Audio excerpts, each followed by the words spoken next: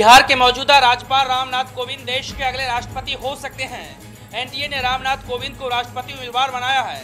BJP अध्यक्ष अमित शाह ने 19 जून को प्रेस कॉन्फ्रेंस में ऐलान कर मास्टर स्ट्रोक खेला है।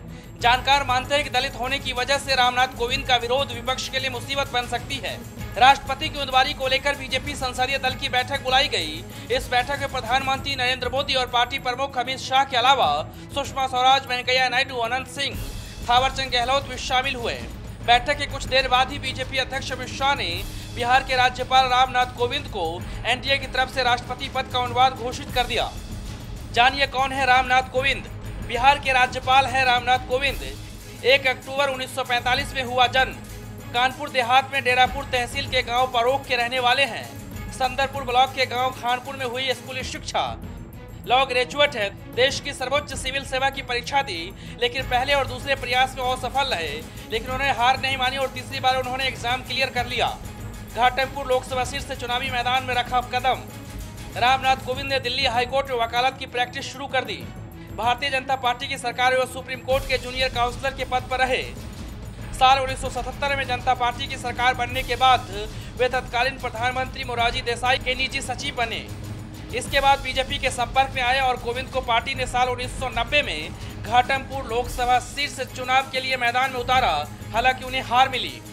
इसके बाद साल 2007 में भोगनीपुर सीट से चुनाव लड़ा, इसमें भी उन्हें हार मिली। 1994 से 2000 तक यूपी से रहे राज्यसभा के सदस्य। पहले से तय कार्यक्रम के मुताबिक 28 जून राष्ट्रपति चुनाव के लिए नॉमिनेशन फाइल करने की अंतिम तारीख है।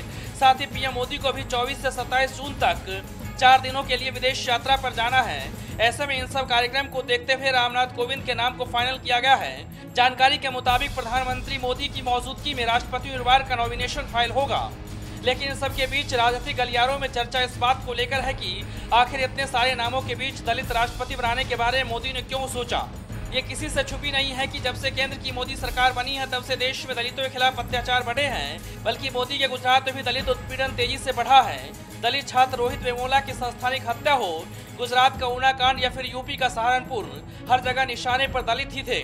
और कल ही यानी 18 जून को भीम आर्मी के संस्थापक चंद्रशेखर की रिहाई को लेकर दिल्ली के जंतर मंतर विरोध प्रदर्शन किया। तो क्या सड़कों पर दलितों के आने से सरकार बेचैन है? और इसी बेचैनी को दूर करने के लिए बीजेपी ने दलित कार्ड खेला है। दलितों की नाराजगी का आलम यह है कि पिछले कुछ महीनों में दलित समाज के हजारों लोगों ने धर्म परिवर्तन किया है।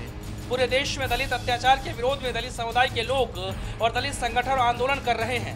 दरअसल राष्ट्रपति पद के लिए बीजेपी ने दलित उम्मीदवार खड़ा करके बीजेपी शासित 3 राज्यों और साल 2019 में होने वाले लोकसभा चुनाव से पहले यह दिखाने की कोशिश की है कि बीजेपी दलित विरोधी नहीं है। बीजेपी अपने ऊपर लगे दलित उत्पीड़न का दाग धोना चाहती है। हालांकि सूत्रों का दावा यह भी है कि दलितों को लुभाने के लिए बीजेपी नेताओं को दलितों के घर खाने के लिए भी आदेश पार्टी कमान द्वारा सौंपे गए हैं। पिछले दिनों यूपी के सीएम योगी आदित्यनाथ ने दलितों के साथ सहभोज कर सहारनपुर के दलित उत्पीड़न मामले को रफू करने की कोशिश की थी। Bureau report, national Dastak.